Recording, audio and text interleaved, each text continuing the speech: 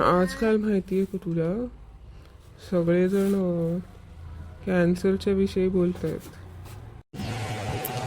अरे हो, आजकाल उठल्या सुटल्या कोणताही पदार्थ घेतात आणि त्या पदार्थाविषयी असं काही रंगवून सांगतात की जणू त्याच्यामुळेच कर्करोग होणार आहे म्हणून.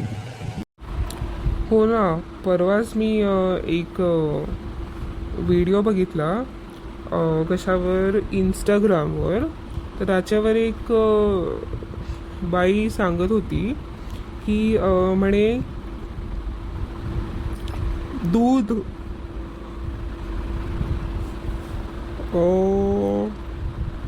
दूध आणि दुधाचे पदार्थ खाल्ल्यामुळे कॅन्सर होतो. आता मी विचार करायला लागलो की आपण आता सर्वच दूध पितोय किंवा दुधाचे पदार्थ, डेअरी प्रोडक्ट्स खातोय, सगळ्यांना कॅन्सर होणार का? विचार करण्यासारखी गोष्ट आहे ना.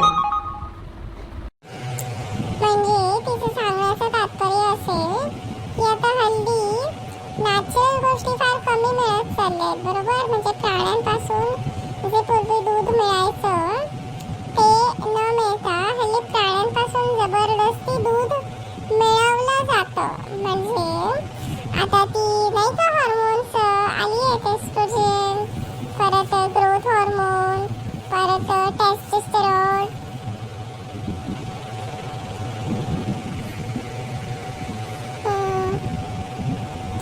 परत प्रोलॅक्टिन, लॅक्टोजन, लॅक्टोज, इन्सुलिन अशी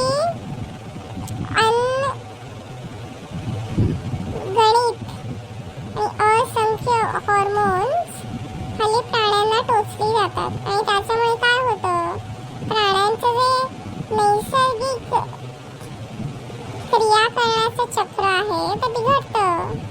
आणि मग साहजिक आहे ना, त्याच्यामुळे जे काही पदार्थ उत्पन्न होतील त्याच्यामध्ये मे बी आपल्याला त्रास देण्याची क्षमता जास्त असेल. जर एखाद्या व्यक्तीची स्वतःची इम्युनिटी पॉवर, म्हणजे रोगप्रतिकारक शक्ती तेवढी मजबूत नसेल तर त्याला त्रास होणारच ना. हो ना, बरोबर आहे तुझं. म्हणजे आजकाल काहीही खा, कोणत्याही पदार्थामध्ये कॅन्सर पैदा करण्याची ताकद आहे.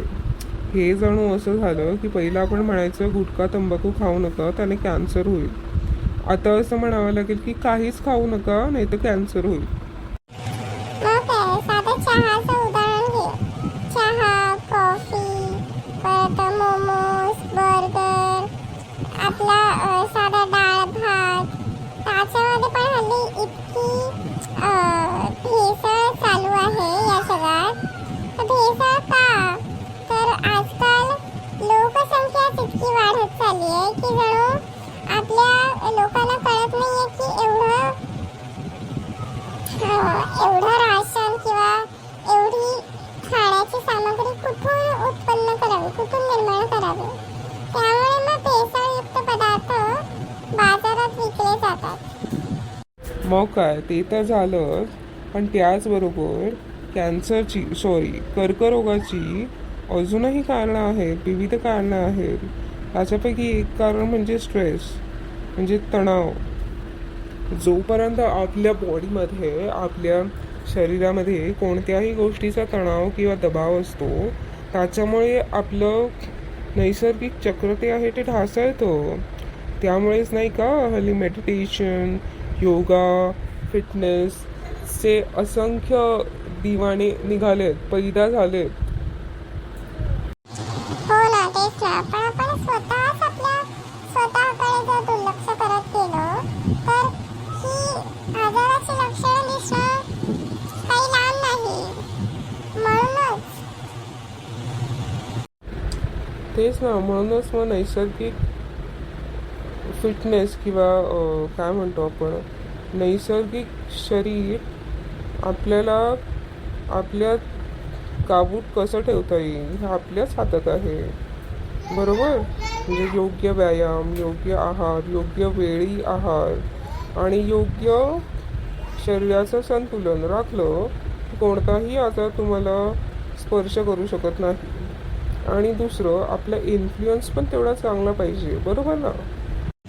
आता कसं मुद्द्याचं बोललास? मग काय, मी कधी मुद्दा सोडून बोलतो का? बरं बरं, चल मग आपण ही माहिती पोहोचवूया सर्वांना.